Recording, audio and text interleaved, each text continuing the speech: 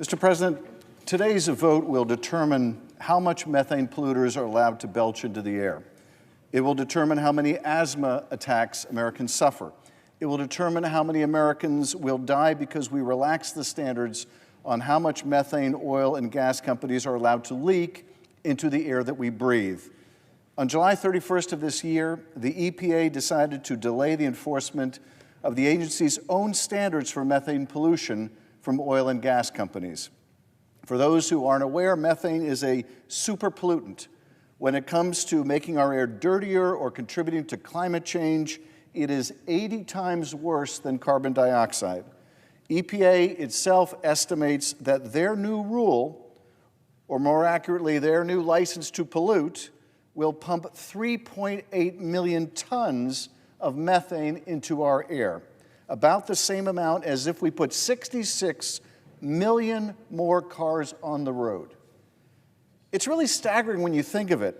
By the EPA's new rule, the rule that we are right now, through my resolution, trying to repeal, EPA has decided to allow the same amount of pollution as 66 million cars.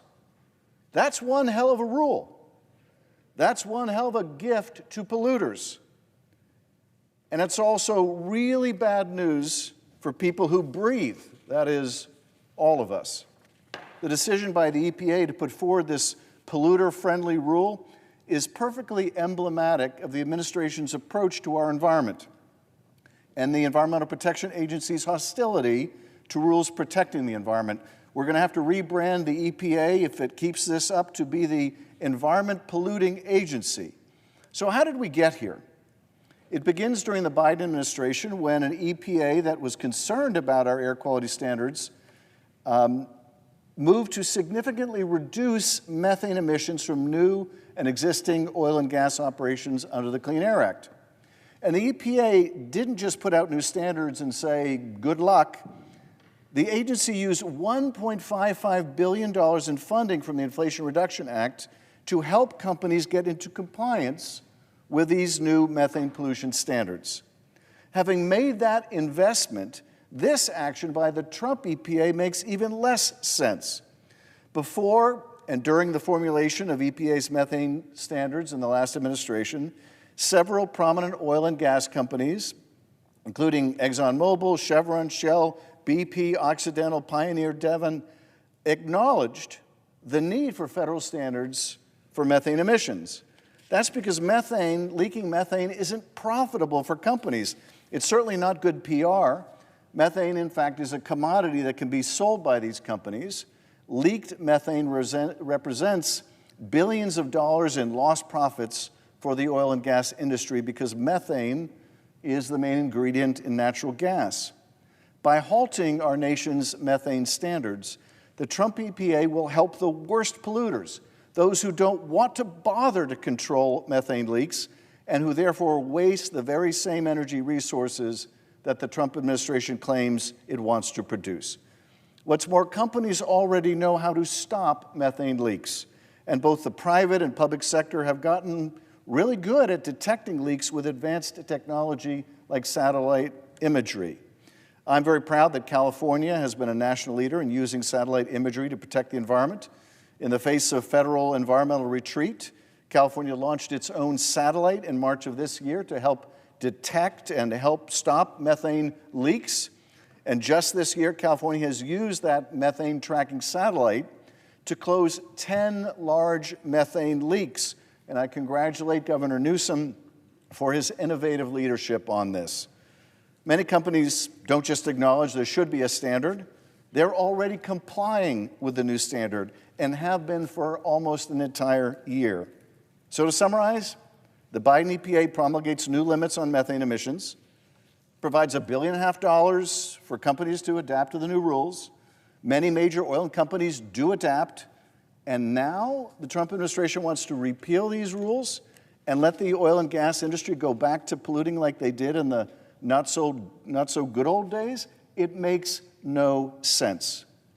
It makes no sense, that is, unless your real agenda is to attack climate science, to give industry free rein to pollute our air, and to pay back an industry that President Trump promised to reward if they gave $1 billion to his presidential campaign. Because EPA concluded 16 years ago that the agency legally had no choice but to regulate greenhouse gas pollution, because this pollution endangers the public health and the welfare of the American people. So let me say that again. EPA's own scientists closed the case on this 16 years ago. But this administration is obsessed with reversing the progress we have made and taking the country backwards. And this isn't just about greenhouse pollution, which fuels wildfires, supercharges hurricanes, floods communities, and kills crops that feed us. Cancer-causing benzene and volatile chemical compounds that form smog and choke our air are emitted alongside leaked methane pollution. If we all vote today for this resolution and restore EPA's smart methane standards, then we'll be voting to avoid up to 100,000 asthma attacks and to prevent premature deaths of Americans across the country. In addition to all the health and environmental concerns with the rule we're trying to repeal today, President Trump and Administrator Zeldin's EPA also failed to issue this rule in compliance with the law. EPA, as Senator Whitehouse made clear, neglected to solicit public comments and decided to move directly to a final rule violating both the Clean Air Act and the Administrative Procedures Act. Clearly, the Trump EPA does not want to hear from the American people. This isn't good policymaking. This is extreme ideological obsession with dire consequences for the health and welfare of the American people. So, Mr. President, this measure today will put every member of this body on record about how much methane we want released into the air.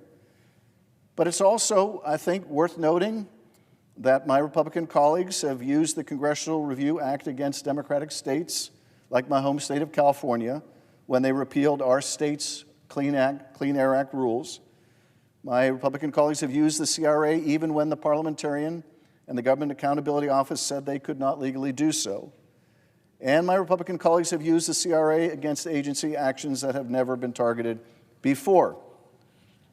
So it's worth noting that we on the Democratic side are going to be making a list of a lot of the agency actions of this administration, because there will come a time when we're back in the majority. When that time comes, we will be advocating forcefully for the interests of communities all across the country, and we will not hesitate to use the CRA in the same way that our Republican colleagues are now using it. But instead of making America pollute again, we will make our air clean again, and we will make our water clean again. I urge senators to vote yes, and to continue the fight against dangerous and wasteful emissions of methane into our air.